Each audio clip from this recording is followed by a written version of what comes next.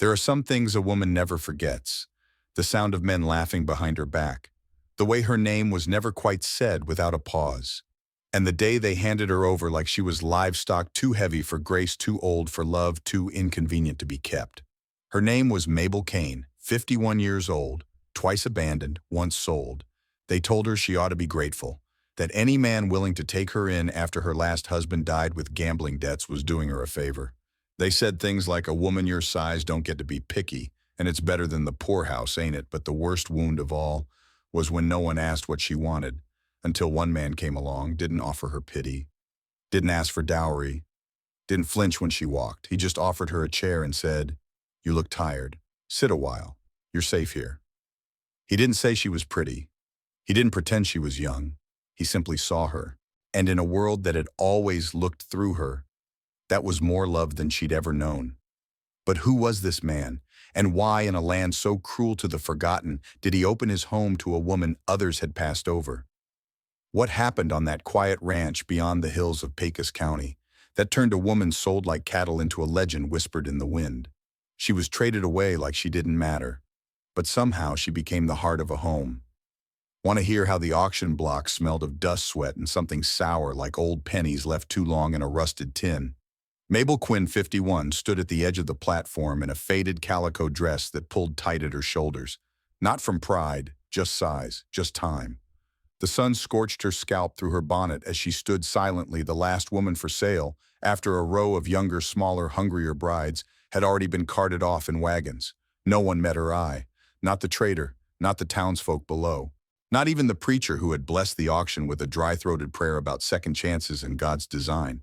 A boy in the crowd snickered. "She's bigger'n a milk cow." Someone else chimed in. "They'll have to weigh the wagon twice when she rides off." Laughter, and then silence. Not one man raised his hand. Because Mabel Quinn once promised to a man out east, once the girl with the moon-shaped face and the soft singing voice was now too heavy to lift, too old to birth, and too much for any man's pride. But she didn't cry. She stood still, chin lifted just so. The way her mother once taught her, even a mountain child don't stoop just because the wind kicks up. When the trader finally waved her off the platform, muttering, "Useless," she walked away, not to hide, but to breathe. Out back behind the stables, Mabel sat on an overturned bucket and pulled a wrinkled photo from her satchel. It was old and creased, the image of her standing beside her late sister Ruth. The two had once dreamed of starting a boarding house together somewhere with yellow curtains and hot biscuits every morning. Now Ruth was buried. And Mabel, she'd been traded for $5 and a sack of grain and still rejected. But she was not broken. Not yet. That night she slept under the awning of a tool shed, her back against a bale of hay, and whispered the words her sister used to say before every long day. "You ain't where you belong yet. But one day, Mabel, someone's going to look at you and see a whole life, not a burden." She didn't believe it yet, but she repeated it anyway. Because sometimes hope doesn't need truth, just memory, just warmth. The next morning, the townsfolk swept up the dust of the auction like it never happened. But Mabel Quinn still sat by the shed, smoothing the wrinkles from her skirt, brushing hay from her bonnet, and pretending it didn't hurt to be left behind. Her ribs ached not from hunger, but from holding herself together so tightly. That was when she saw him. A man astride a mule, not a horse, and silent as a shadow on the road. He wore a wide hat pulled low and a coat that had seen too many winters. His face was worn but not cruel, hands rough but steady. His eyes, when they lifted to meet hers, held no shock, no mockery. Just noticing. "Name's Boone Keller," the man said, voice low like a creek in drought. He pointed to the satchel by her feet. "You the one they tried to sell?" Mabel blinked. "That's me," she said, trying to smile. Didn't go well. He didn't laugh, just nodded like he already knew the outcome. "You got a place to be, no," she said. "No one took me." Silence again. He looked down, adjusted his gloves. "Then I got a ranch up near Red Clay Ridge. It's quiet, needs a cook, a steady hand. You look like you know work." Mabel's lips parted. "You offering me a job?" He shrugged, still not meeting her gaze. "Ain't got time for foolishness. Either you come or you don't. Ain't charity. It's a need." She stood, brushing the last straw from her hem. "What about my size?" Finally, Boone looked straight at her. He said nothing, but his silence was different from the others. His silence didn't reject. His silence made room. They rode in that same silence for hours, her on the back of his mule, her arms awkwardly clutching the saddle horn, her mind swimming with worry. Was this just another way to be used? Another cruel trick wrapped in quieter clothing, but Boone never touched her. Never even asked where she came from. He only said once as they neared the tree-lined edge of his ranch, "There's stew in the pot. Room above the barn's warm. Stay or go. It's yours to choose." No bargains, no mockery. No weighing her worth like bushels of corn.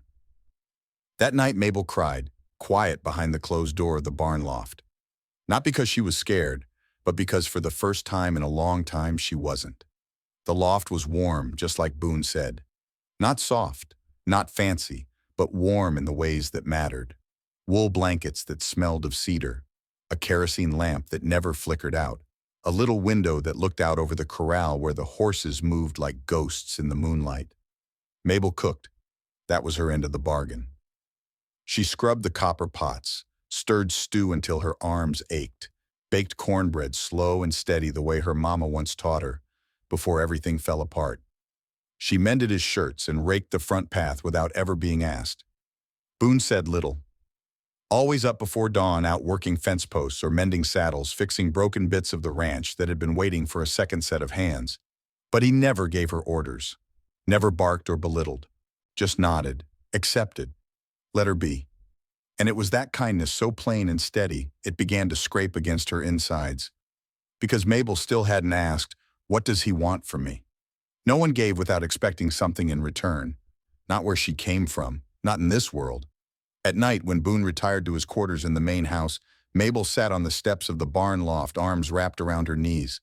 She remembered the auction, the sneers, the whispers. Too wide to ride. Who'd want her? She'd eat more than the cows.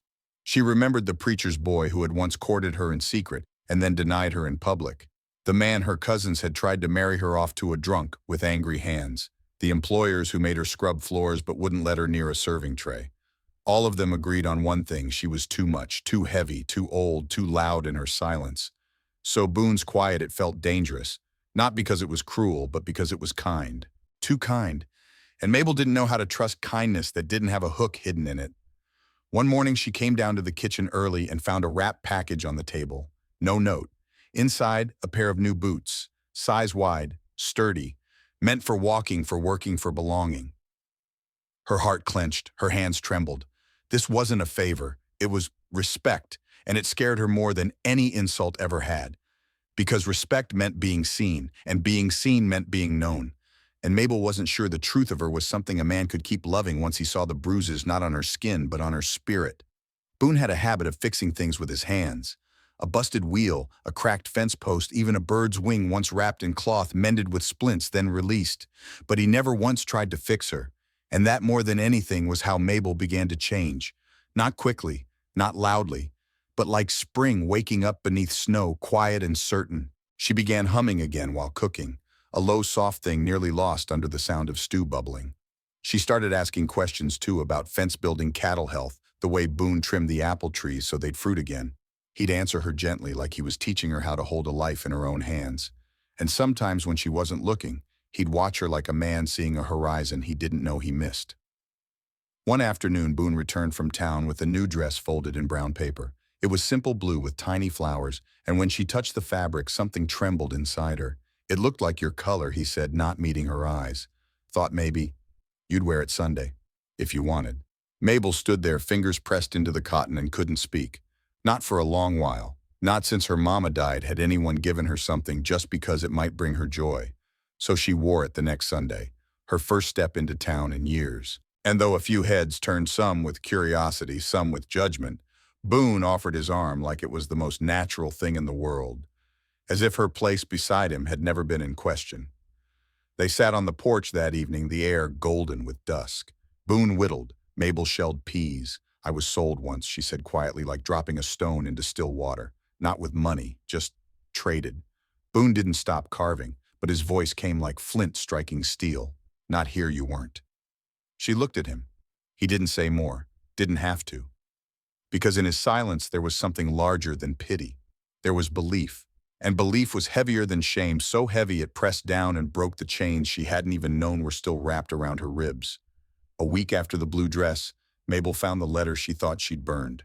It was folded into the back of her Bible, tucked behind a page about Ruth and Boaz, two souls who'd found grace where others saw disgrace. The letter was from her sister. It had come 5 years too late. Mabel. They told me what happened. They said you went with that family out west because you had no other choice. I believed them when they said you were better off gone. I'm sorry. If you ever read this, I want you to know you were always the brave one. You stayed when I ran. You held things together while the rest of us pointed fingers.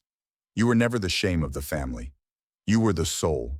May God send you someone who sees that. Mabel traced the ink with a trembling finger. The words didn't ache the way they once might have. They felt right, like seeds finally finding rain. She showed Boone that evening, laying the letter beside his plate of cornbread and beans. He read it quietly, then folded it again and slipped it back into the Bible. Your sister was wrong to wait, but she was right about one thing, he said. You've held more than most ever could, and still you got your hands open, ready to build something better. That night, Boone brought out a crate from the back shed. Inside, scraps of cedar, a jar of paint, and one crooked iron nail. He said it was time they carved a name for the porch beam just above the door. Folks out here didn't care about fancy titles or gold-lettered signs, but they did care about homes, especially ones that had been fought for. They carved the Haven, not Boone Ranch, not Mabel's refuge, just that one word, because that's what it had become. A place not just to rest, but to heal, to remember you mattered even when the world tried to forget you. Later, when Boone placed his hand on hers while she kneaded bread, Mabel didn't flinch. She didn't worry what her arms looked like, or if her waist still bore the softness that men once laughed at. She felt his hand calloused steady and let it stay. She even leaned into it, like soil leaning toward rain. The first real test didn't come from Mabel's past. It came from Boone's. It arrived in the form of a leather-booted man with a bank ledger and a memory like a steel trap. "Boone Avery," he barked from the fence line. "You're 2 months behind on your loan and your grain yields last season. Don't make this place worth the ink it's printed on." Boone didn't flinch. He just leaned his elbow on the porch post. "You rode all this way for that." "For that," the man said, "and to let you know Silas Thorne is interested. Again, says he'd pay cash to take it off your hands." Mabel watched from inside, heart tightening. Boone's jaw flexed. She knew the name Silas Thorne. He owned 3 ranches, 2 mines, and a habit of swallowing land like dry bread. He'd already bought the Miller's spread, then the Caldwells. Now he circled the Haven like a vulture. Boone didn't answer. He waited for the man to leave, then walked inside with hands stiff as fence wire. That night, by lantern light, Mabel found him smoothing the edges of a wooden cradle he'd begun weeks ago. For a baby that didn't yet exist. For a hope that hadn't yet spoken its name aloud. "I ain't selling," he said softly. "But Boone," she whispered, "if you don't and they come for it anyway, then they'll have to walk through me." She set down her knitting. "Let me stand with you then." He looked up. His eyes were tired, but not alone. "You'd really do that?" he asked. "I already did," she said, and placed her hand over his. It was then he told her everything: the drought that had taken his first herd, the loan he'd taken to save the land, the way people whispered that no woman would stay with a man clinging to ghosts. "Then you came," he said, and suddenly the ghosts weren't so loud. Mabel smiled. "They're just waiting to be outloved." The next day, Silas Thorne came himself. Rode in with a gold pocket watch, a too-white smile, and 3 men behind him who looked more like debt collectors than cowhands. "I hear you've got company now," Silas said, tipping his hat toward Mabel. "She yours or just renting space?" Boone didn't answer. Mabel stepped forward. "I'm his," she said, calm and steady, "and this land's ours, not for sale." Silas laughed, but it didn't reach his eyes. "You think love makes you strong," he sneered. Mabel didn't blink. "No," she said, "but it makes you brave. And right now you're standing on a porch built by both." Silas stared, then turned. He left with a muttered curse, but not before saying, "You'll regret this. You'll both drown together." After he was gone, Boone reached for Mabel's hand again. "You afraid a little," she said, "but I'd rather drown holding your hand than survive by letting go." Spring came late that year. The mountains still wore snowcaps like white crowns in April, and frost kissed the grass on mornings when the sun hadn't yet yawned. But inside the walls of Boone's little ranch house, the Haven, it was warm. Warm with the scent of bread rising, of cedar wood crackling in the stove, of 2 lives no longer bracing for storms but planning things that needed time to grow. Boone built her a rocker for the porch, carved her name into the backrest. Not Mrs. or wife, just Mabel, as if who she was, just as she was sacred enough. Some evenings she would sit in that rocker with a shawl around her shoulders and Boone's old dog at her feet. She'd watch him mend fence posts slow and strong and wonder how she ever believed love had an expiration date. When letters came from town papers filed by Silas Thorne's lawyers threatening foreclosure, they didn't tremble.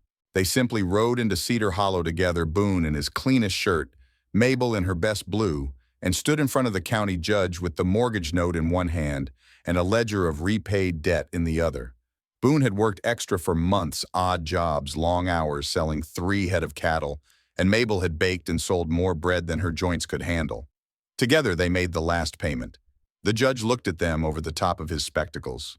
"Folks don't usually fight this hard for land that's seen so much loss," Boone smiled. "We ain't fighting for land. We're fighting for what we built on it." The man stamped the paper. "Well then, you've won." Back at the Haven, they buried the mortgage papers under the big oak tree out front. Mabel sprinkled wildflower seeds on top. Let something beautiful grow where fear once lived. Later that week, Boone took her up to the ridge that overlooked the valley. It was where he used to go when the world got too loud. Now it was just quiet enough. "Mabel," he said, "I know there ain't been music or a church or a preacher with a book, but I'd be proud to call you wife." She took his face in her hands, calluses meeting wrinkles. "You've been my husband in every way that counts," she whispered. "But yes, let's say it out loud." So they did, just the two of them, under sky and cloud and wind. And in that wide, empty land where once she'd been called too heavy, too old, too late, her name found echo. A woman not saved but seen. A woman not carried but chosen. A woman not less but finally fully home. Sometimes the world calls you too much, too old, too big, too different. But then someone comes along and says you are exactly enough. Mabel Kane wasn't looking for a stage. She was just hoping to survive another winter without being tossed aside again. But when Elias Granger, a quiet widower with a heart full of hurt, offered her a place at his table, not as a burden, but as a partner, she realized the best kind of love isn't loud. It's steady. It listens. It stays. Now she rocks on that porch, hands folded over her apron, watching the sun go down over a land that once tried to erase her. And Elias, he still brings her coffee with 2 sugars and whispers, "I see you like it's a daily vow." Friend, maybe you felt overlooked. Maybe life hasn't turned out the way folks promised it would. But just like Mabel, your story isn't done. You're not too late for kindness. You're not too much for love. If this story touched your heart, would you leave us a comment below? Tell us, would you like to hear more stories like Mabel's? Or maybe, have you lived through something similar? And don't forget to subscribe to None, Wild West Saga, where love always finds a way even out in the dust and quiet. Because healing doesn't need a spotlight. It just needs to be seen. What story should we tell next?